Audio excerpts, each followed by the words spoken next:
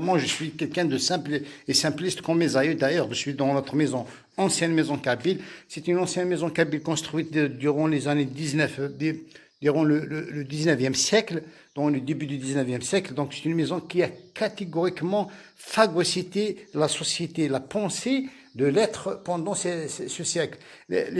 On vivait avec les animaux parce que les Kabyles étaient les cultivateurs et les éleveurs, donc ils ont construit leur maison de manière à ce qu'ils protègent leurs animaux et se protègent eux-mêmes par rapport aux aléas de la nature. Parce qu'en Kabylie, il faisait quand même froid, très froid l'hiver, donc il faisait jusqu'à moins 10 en hiver, donc il y avait du neige de 7 jours, et il y avait des canicules en été jusqu'à plus de 50 degrés en été. Donc ils construisaient leur maison selon les aléas de la nature, du climat, et par rapport aussi à la nature et au sol.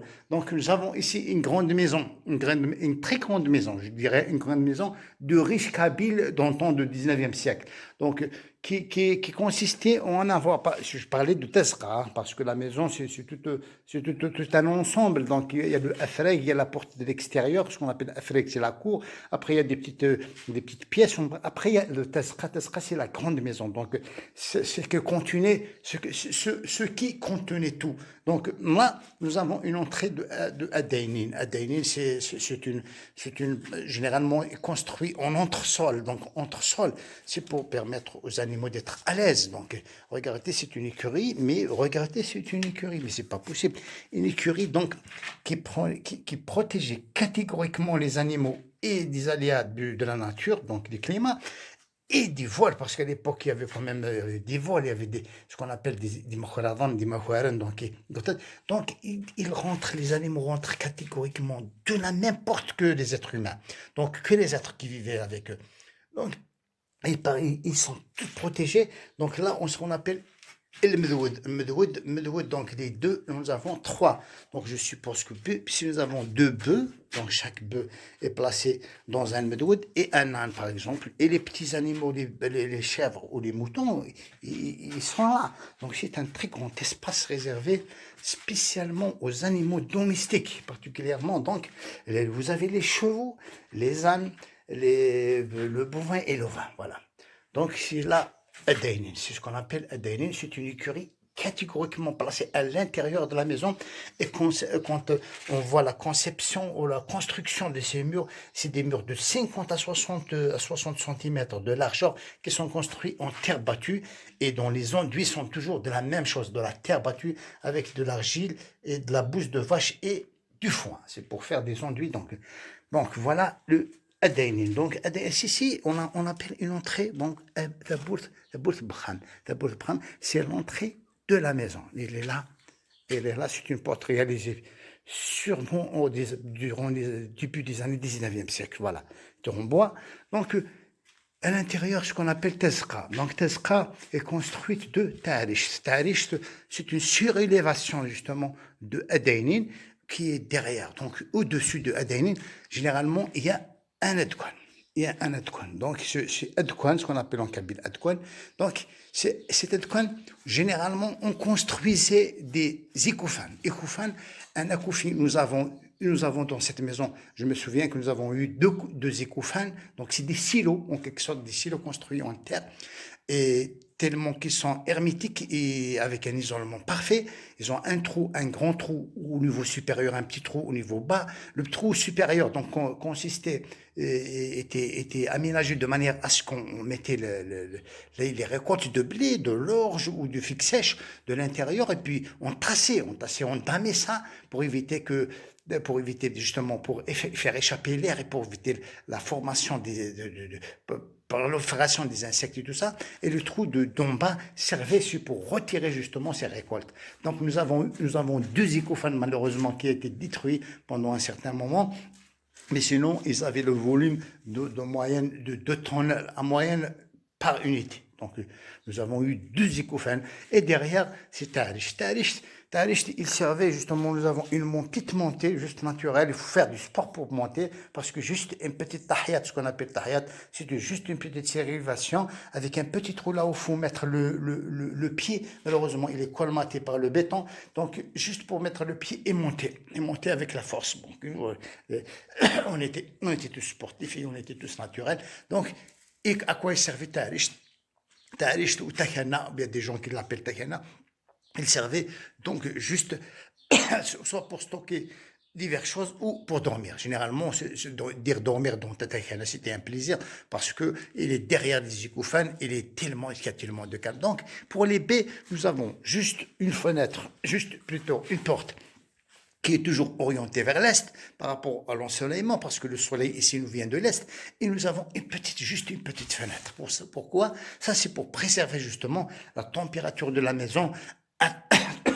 En été, il est généralement froide, et en hiver, il est chaude parce que j'ai dit que ces murs ont été construits avec de la terre battue qui ont minimum 50 cm d'épaisseur. Donc la toiture, il est tellement que c'est nouveau. Là, nous sommes donc au 19e siècle.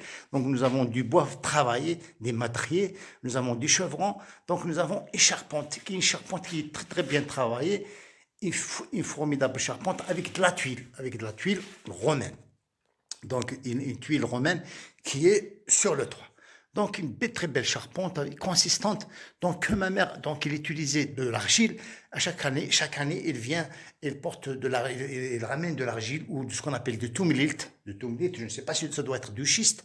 Donc il ramène du schiste qu'il émecte avec de l'eau et qu'il pulvérise sur la toiture pour éviter que des insectes bouffent, parce que généralement il y a toujours des insectes dans les anciennes maisons kabyles.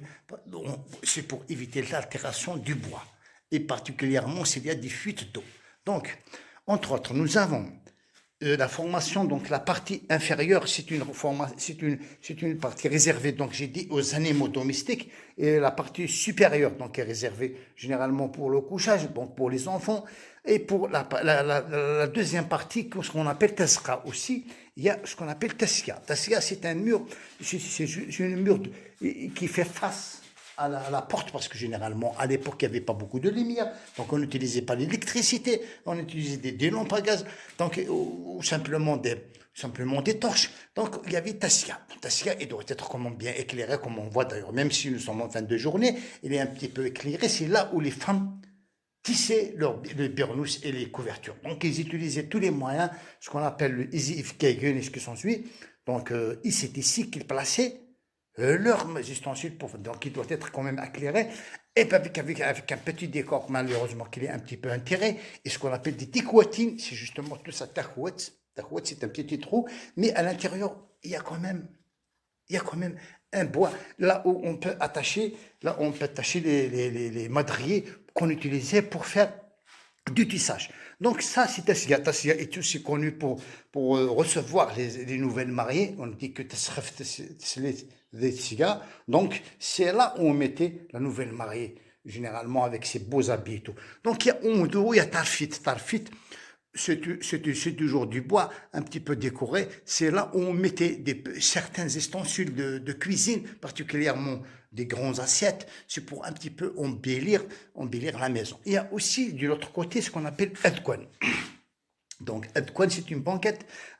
Ici, ça dépend des maisons, mais s'il est réalisé de manière à ce qu'il retient déjà le mur, le mur sur lequel il est construit, et en même temps, parce que derrière, il y a quand même des incissènes, ce qu'on appelle des incissènes en kabyle, c'est là où les eaux pouvaient passer, parce que là, la maison est un petit peu placée sur un dénivellement. Là, on a creusé pour faire monter des murs, donc l'eau pouvait passer. Donc on a utilisé cette formation, cette construction naturelle, ce qu'on appelle Adkwan. Et sur les Adkwan, on pouvait quand même voir ici des ikoufans, plutôt pas des ikoufans, mais des ishvouïlas, ce qu'on appelle des ishvouïlas. En français, c'est des amphores en bas. Donc ils ont une forme conique. Une forme conique, ils sont utilisés particulièrement et spécialement pour l'huile d'olive, parce que nous avons cette culture en Kabyle, cette culture de fixage d'huile d'olive qui ont retenu des populations pendant des siècles durant. Donc, nous avons quand même le génie des Kabyles avait quand même pu concevoir des ustensiles pour faire du stock à l'année, 2 ans, 3 ans. Chez nous, par exemple, dans notre maison, j'ai trouvé 3 grands amphores, 3 10 chevaux, là, qui pouvaient contenir jusqu'à 500 litres d'huile d'olive. Donc, ce peut-être qui pouvait quand même, qu'on pouvait quand même faire l'économie de 2 ans ou de 3 ans, s'il y a des années où il y a des dizaines. Donc, j'essaie, autant que je peux, de rafistoler un petit peu cette maison et pour la rendre comme un petit peu un musée pour montrer aux gens que quand même nos aïeux ont pu, malgré que bon, on va pas se dire que nous étions quand même aussi intelligents pour la créativité, mais pour l'être humain, nous avons vécu, enfin nos aïeux ont vécu avec la nature sans l'agresser et ils ont eu quand même su garder l'originalité et se faire phagocyter par la nature et disparaître carrément et laisser des vestiges qui ne font aucun mal pour l'être à l'avenir. Voilà. Donc je tiens sincèrement et regardez, c'est pas possible.